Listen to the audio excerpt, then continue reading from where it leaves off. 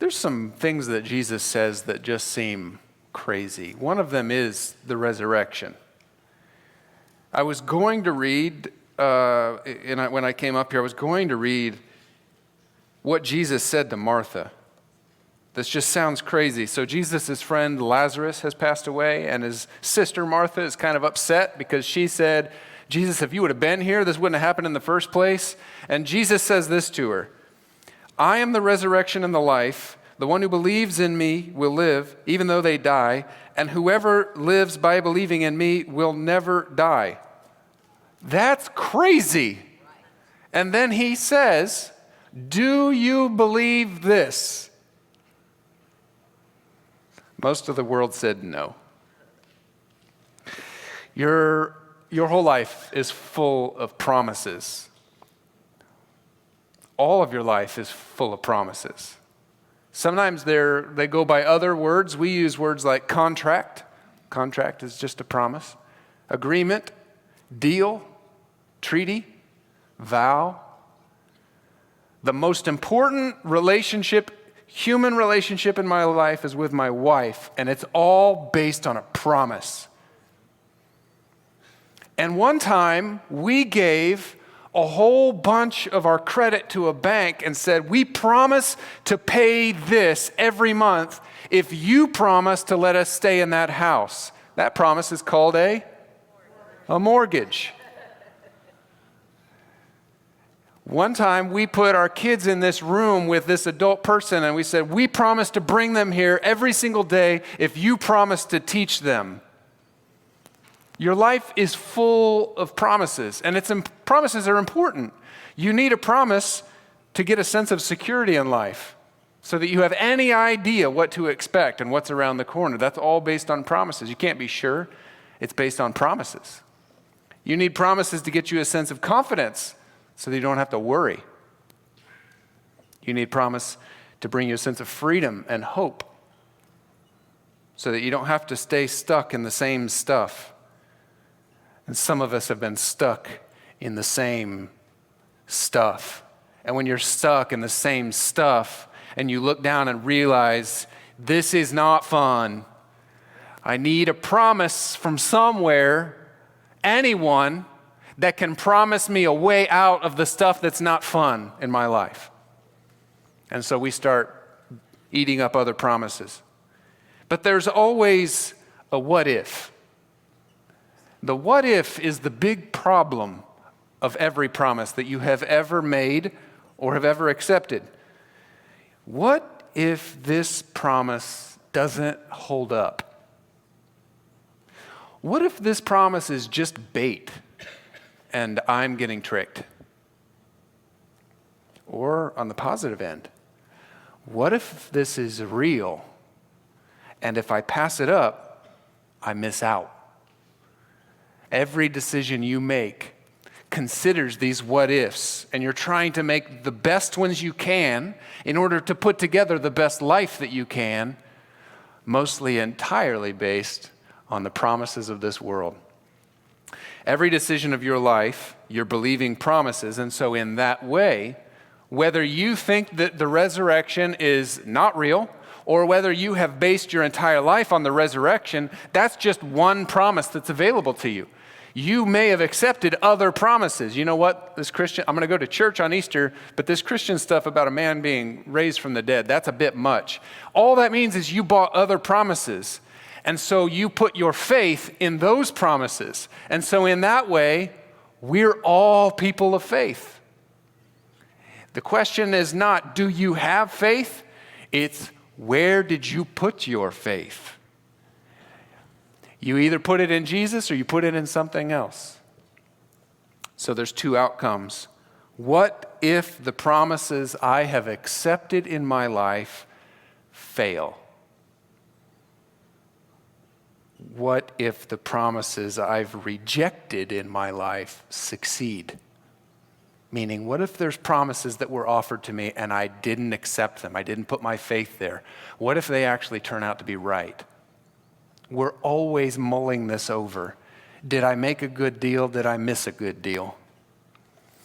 And Easter, the Christian Easter, is the biggest what if ever, because it's a giant promise with a giant potential outcome. So Jesus says to her, I'm the resurrection and the life. That's the promise. Here it is. The one who believes in me will live even though they die. And whoever lives by believing in me will never die. Do you believe this? That's a huge promise and a giant step of belief. And the promise of Easter is hard to believe. And Thomas didn't believe it. In John 20, you can move there if you want to. In John 20, the writer of this book, who is John, tells us about a man named Thomas. And Thomas hears that Jesus is resurrected, but he doesn't believe it. And I think John he picks at him a little too much. It says, John 20:25, by the way, if you're looking for it. Now Thomas, also known as Didymus. Is anybody in here named Didymus? Yeah, because that's a terrible name. And I think John's making fun. Thomas is already remembered as doubting Thomas. And I think John, this is just salt in the wound to also make fun of him people also called him Didymus. That's a bit much. So he's called Didymus and he doubts. Here's what he says, let me find my spot here. He said to them, unless I see the nail marks in his hands and put my finger where the nails were and put my hand into his side, I will not believe. Now, at the surface, when we just read that, we might just press that a little bit and say, doubting Thomas, old Didymus. That's such a Didymus move right there. But really, in our what-if process, we are kind of with Thomas. And we think, you know what? I wish that I could secure it in my mind that much. Because if I could actually touch the wounds, if Jesus was physically here in front of me, and I could touch the side, and I could touch his hand, I could look him in the eyes and think, this is the man. There's the proof that he was dead and he's alive. What that means is that all of the other promises, they are connected. So I get to now put my faith in that promise, which is better. There's no other promise in this world that says that even if I die, I'll live. So obviously, I would like to accept this resurrection idea, but I'd like to put my hand in his side if I could. Every great Christian faith begins with a what if about Easter. If you are not following Jesus, if you're just visiting the church, you might look at Christians and think that we all just, in an instant, your pastor's standing up here because he just woke up one morning and said, yeah, it's true. It's true. I think it's all true now. That's not how it happened. It happened in my life because I was living outside of the promise, and there's one day where in the midst of all my bad stuff, I looked at the promise of the resurrection and I said, yeah, but what if it's true? And that was the beginning of my faith. So there's three big things that the resurrection tells us can happen. Three big promises. The first promise is in Hebrews chapter 9. In Hebrews chapter 9, I'm going to read it and then I'll just explain it. It says, how much more then, this is in verse 14, how much more then will the blood of Christ, who through the eternal Spirit offered himself unblemished to God, listen to these three words, cleanse our consciences from acts that lead to death. Oh my word. Where else in this world do you get that kind of a promise, that your conscience can be cleansed to God? Where do you store your conscience? What's in your conscience? What are the parts of your story that have been written that constitute your conscience? And how have you figured out how to navigate life while carrying it? Wouldn't it be nice if there was a promise that came along in your life that said, you know what? If you say what if to this promise and you move down that road, This promise will wash your conscience. I think there's two kinds of people, the clear and the carry. There are those who move through life with a clear conscience, and there are those who move through life with a carried conscience. And often you can see it in the eyes. Are you carrying your conscience? That's a scary, crazy promise. Jesus takes the burden of your conscience on himself so you can be clear. Many of you know that my family lived in Africa for a while, and I have referred back to this. I think I have used every illustration I can think of out of this hike up Mount Elgon. Found another one. There's something I haven't told you. We were allowed to bring extra weight in a backpack, and we all paid for someone else to carry it up. That person is called a porter. And that thing was 45 pounds. That's the weight they set. We paid, it wasn't even that much, but we paid for somebody to carry weight up for us. And we said, well, what's the limit? And they said, no more than 45 pounds. And we're like, golden, we'll take 45 pounds. So we show up, and I give this 45-pound backpack to the guy that I've paid to help me carry it up. And this is what he does for a living. He's built and fit. And he shows up in just regular clothes. And I've got like hiking clothes on because it's a multi-day trip. He grabs my backpack off the ground, balances on his head, and just starts hiking up the mountain with my 45-pound backpack balanced on his head. He left a little before us, and then we start hiking and going up there. And by about noon at lunchtime, we caught up to all of the porters who were just sitting there using our backpacks as their pillow, relaxing. And then we thought, well, you guys going to go ahead? And they said, no, you go. So we got up and we started hiking. About halfway through the afternoon, here they come and they caught us with our 45 pounds balanced on their head. They caught up to us and went on ahead. Finally, by the time we caught them at dinner time, the fire was started, the food was ready, our backpacks were laid out, and the tents were ready to be set up. Wow. That's how much they beat us. Some of you have been carrying and carrying and carrying, and you're trying to figure out where the other pockets are because your backpack is so heavy. The promise of the resurrection is that Jesus will carry your conscience. And you may occasionally pass by him and have lunch with him, and then you don't see him for a bit, and then you'll come back and you'll meet him for dinner. And every time he's just got his conscience up on his head, balancing it. You meet him, he's using it as a pillow. Enjoy the hike, buddy. Enjoy the hike, ma'am. You don't need to carry your conscience anymore. What if the heaviness of your conscience could be lifted by God himself? What if it could? Promise number 2 is in 1 Peter. Praise be to the God and Father of our Lord Jesus Christ. Into his great mercy, he has given us new birth into a living hope through the resurrection of Jesus Christ from the dead. So through the resurrection of Jesus Christ, that is Easter, here's another promise. You have new birth into a living hope. Finish these 2 phrases. What do you want to be when?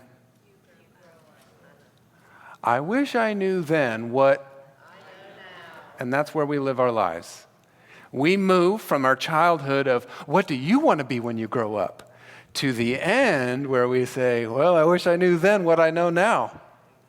And all of life fits in between those 2 things. And you get to the end and you think, well, these are the choices that I would have made that are different. If I had a fresh start, if I could do it all over again. He has given us a new birth into a living hope. That's a crazy promise. Jesus' life and resurrection is offered to me as a new birth. All of the things that I'm carrying all of the stuff that I've been through is layered. I just wish that I could start fresh. There's something else that I noticed on that hike, which was a fascinating thing. You get up into the top level. So I don't know if any of you have hiked mountains, but when you hike a mountain, you move through sections. There's some kinds of plants that can grow at different elevations. And as you go up, you are introduced to new kinds of plants. When we got up higher, we got into colder sections, and there was this phenomenal tree that I have never seen since. I'd never seen it before. I've never heard of it. What it would do is when it would grow out these almost palm branch-like, but they were thick. They were solid, not like this. They were solid, big. They would come out the top, and then every year when it got cold, those would come down and they'd lay like this, but they wouldn't drop them. See, all of our trees drop their leaves. These trees would keep their leaves, and they would just hang there like this. And then the next year, new ones would come out, and then they would drop and they'd come down. And what would happen is over time, as the tree grew bigger, it was actually making a coat for itself. So some of these trees were the oldest trees in the entire forest because they could make it through cold. It's Africa cold, so it's not, they don't know our cold. It's not Ohio cold. But Africa cold, these trees make it through Africa cold. And you could tell the trees that had made it through more difficult seasons because of how thick their layers were. Have some of you been through some difficult seasons? And you feel sometimes like your layers are starting to build up. And maybe you even wonder, am I even experiencing life anymore? Because my layers are building up because I've been through some things, and I really would like a fresh start. I wish that I could just have a new birth and just start all over, because if I knew then what I know now, what if you could have a fresh start with a new birth? What if you had a living hope every morning? The resurrection promises us that we can have a clear conscience towards God, unthinkable goodness there. The resurrection promises that it doesn't matter what you've been through, you can have a fresh start. Do you believe that? What if? The resurrection promises, this is the most unthinkable. It's hard for the words to come out of my mouth. Death will lose its sting. It says this in 1 Corinthians chapter 15. For the perishable must clothe itself with imperishable, and the mortal with immortality. When the perishable has been clothed with the imperishable, and the mortality with immortality, then the saying that is written will come true. Death has been swallowed up in victory. Where, O death, is your victory? Where, O death, is your sting? What if? What if? What promises are you living in? There are new promises today. What if you woke up every day and thought, where is your sting, death? Where'd your victory go, death? I've got a new day and a new hope, a living hope. And my conscience is clean. This is the craziest one of all. Jesus' resurrection can clothe you in immortality. The first time we were on safari, that's right, this is my third Africa illustration. First time we're on safari, I was sitting up on the luggage rack of a van, and a guy who had been a missionary for a long time was driving, and we were hunting for a lion. Now, the way that you find a lion is you look out in a field, and wherever all of the other animals are looking, that's where the lion is. So we were driving along the road, and there's all these animals looking to there. And so he starts driving, and I'm up on the top, and I'm thinking, wait a minute, I'm outside the vehicle. So he drives up. I thought, well, he can get close, and we're faster than a lion. And we got closer and closer and closer, and I'm like pushing back. And there's a kid that was sitting next to me who's lived there his whole life. And he's like, they're not going to jump up here on top. We were from me to you guys, from the lion, and I was on top of the vehicle, and I barely could even enjoy it because I was that scared of what was going to happen. Until I realized, no, it's true. The lion doesn't want anything to do with me up here. And then the next time I went on safari, I was hosting, and we had 3 people from America. So what did I do? You guys should get up on top. And then I found the lions, and we drove up as close as we could. I probably went closer than I should have, but they were right here, and you could just see the ripples in their muscles and the claws and the potential power for devastation. You, as you drove to them, all you saw was bones. And then they were just resting in the shade with all the bones of their meals around them. And here we are on top, just looking down. Wow. You can live that way too. You don't have to walk through life wondering what's around every corner, asking yourself, did my life matter today? What are people going to think of me when it's over? Did I make such a big mistake that I can't? What's going to happen if Death will lose its sting. What if death was not the end of your life? And every moment of your life was for something. Every great Christian faith begins with a what if about Easter. What if the resurrection could wash my conscience? What if the resurrection could give me a fresh start? What if the resurrection could take away the sting of death? Today we're going to baptize 3 people who began by saying what if, and they found that the answer on the other side was really, really good. And I did too. And many of you did too. That you found that you don't need to have it all figured out. Your faith doesn't need to be like a river. It can start in a trickle. You can say, what if, and Jesus will begin speaking into your life. And we're going to baptize 3 people today who said what if, and Jesus spoke back, and they have been transformed. Their consciences have been cleaned. They have a fresh start, and death doesn't sting like it used to. So we're going to move some stuff around.